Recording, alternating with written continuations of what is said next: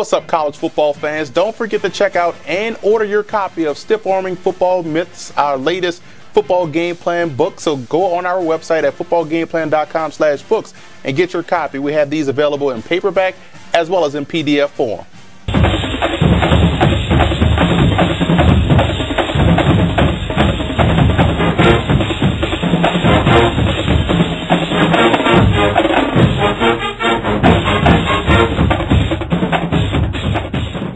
This is a very good first-round matchup between Sacred Heart, winners of the NEC, and the Fordham Rams, who won the Patriot League. And the biggest battle that has to be won in this ball game is on the outside, with Fordham's high-flying passing attack versus the ball-hawking secondary of the Pioneers. Now look for Sacred Heart to try and press on the outside to force quarterback Mike Niebrich to hold on to that football just a little bit too long, which would also put pressure on a Ram offensive line that has had some protection issues at times this season.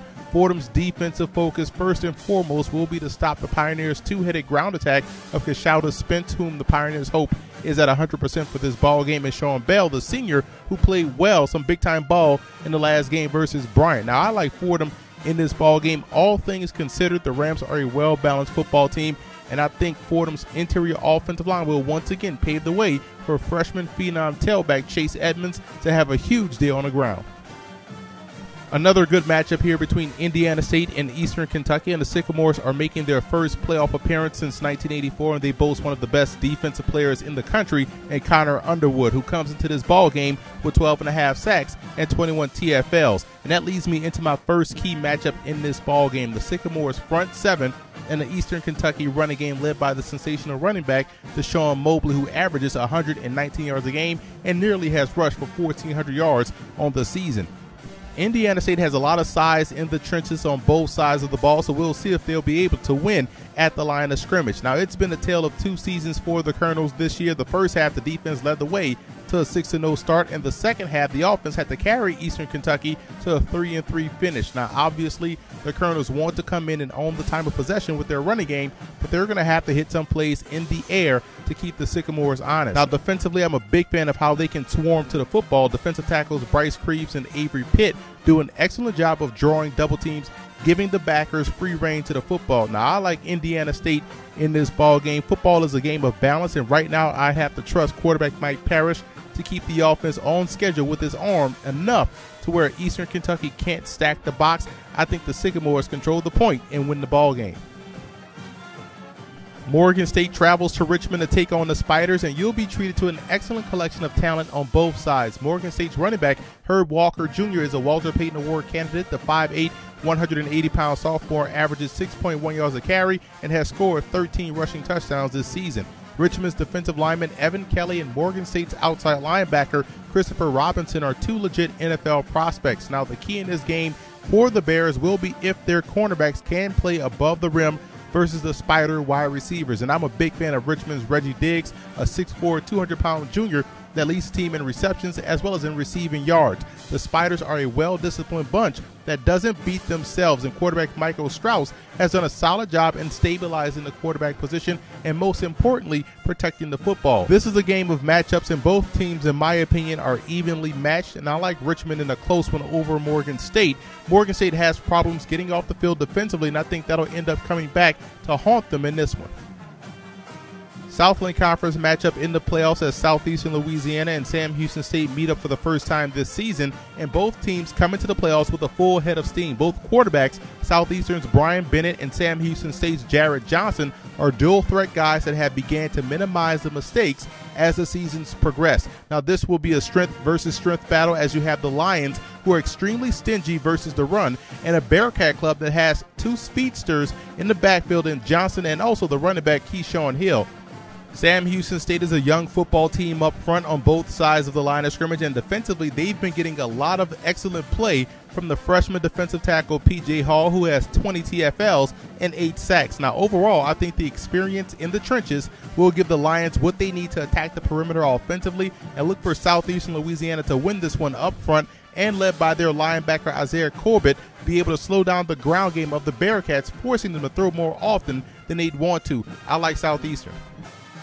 The Pioneer League champion, the San Diego Toreros, travel to Missoula to take on the Montana Grizzlies, and it's going to be important for the Toreros to win on first down offensively. They have a talented tailback in Jonah Hodges, and the mission this week is to get him going very early and often in this ball game. Up front for San Diego, the offensive line must keep that Grizzlies superstar defensive end Zach Wagaman out of the face of quarterback Keith Williams in order for these guys to have a chance. Now, for the Grizzlies, they've gotten a lot better since the North Dakota State game. What they do well is control both sides of the line of scrimmage, and I mentioned Wagaman earlier, but also nose tackle Tonga Takei is another guy that's an excellent player up front. So look for Montana to lean on that talent in the backfield that they have in Jordan Canada and Trayvon Van, who combined for nearly 1,500 yards this season to win at the point of attack versus the Torero squad that has struggled to stop the run all season long.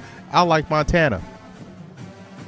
Two teams that are red hot entering the playoffs right now are the Liberty Flames, who are winners of 5 of their last 6 games, and the James Madison Dukes, who are winners of 7 straight ball games. Liberty knocked off the #1 team last week in Coastal Carolina to secure the Big South Conference Championship, and the Flames are extremely talented in the secondary, and they'll have their hands full this week as a unit because of the mobility of James Madison's quarterback, Vad Lee. Now, they may have to hold coverage just a little bit longer this week as a result. Now, the Dukes have done a fine job of stabilizing the squad. The offense and the defense are finally playing with the same level of consistency.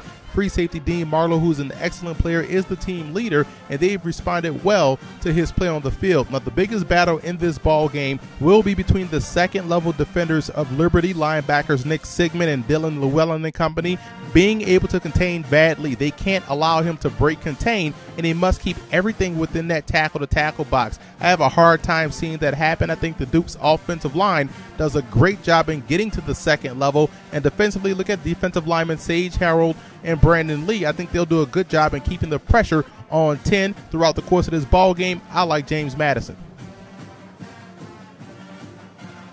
This will be an exciting game between South Dakota State and Montana State, and we already know about running back Zach Zinner and what he means to this Jackrabbits football team, but once they got quarterback Austin Sumner back into the fold, they became a much better and totally different offense.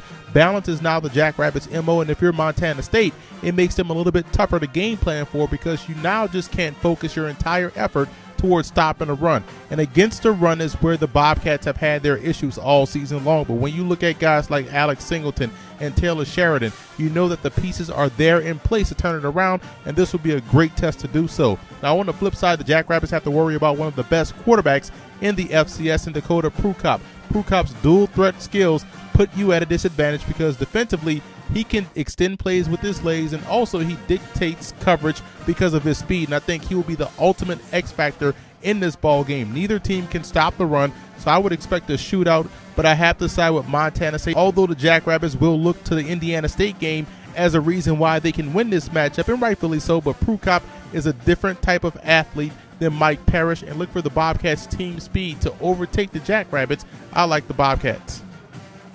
And finally, you're going to see a ton of speed and athleticism on display when Stephen F. Austin and Northern Iowa take the field. The Lumberjacks have tremendous length and athleticism within their defensive front seven with guys like Ishmael Miles, Donald Bryant, Lance Scholar, and Kedrick Harrison. These guys combined for 37 TFLs and 18.5 sacks. They're going to have to continue to play great team defense versus one of the best threats in the game in Northern Iowa's David Johnson. And Johnson is a guy that has rushed for over 1,300 yards and is the second leading receiver on the Panthers football team. He's also has the speed to take it the distance, which is always a dangerous thing to have. Now, the Panthers are stacked defensively as well. This defensive football team is gap sound. They're very strong at the point of attack, and it's evident by the 2.9 yards a carry they've given up versus the run all season long. Now, which is exactly what you want to hear when you're facing a running back of the caliber of Gus Johnson for Stephen F. Austin, who's one of the best backs in the Southland Conference. Now, the passing game is the biggest question mark. Can Brian Carnes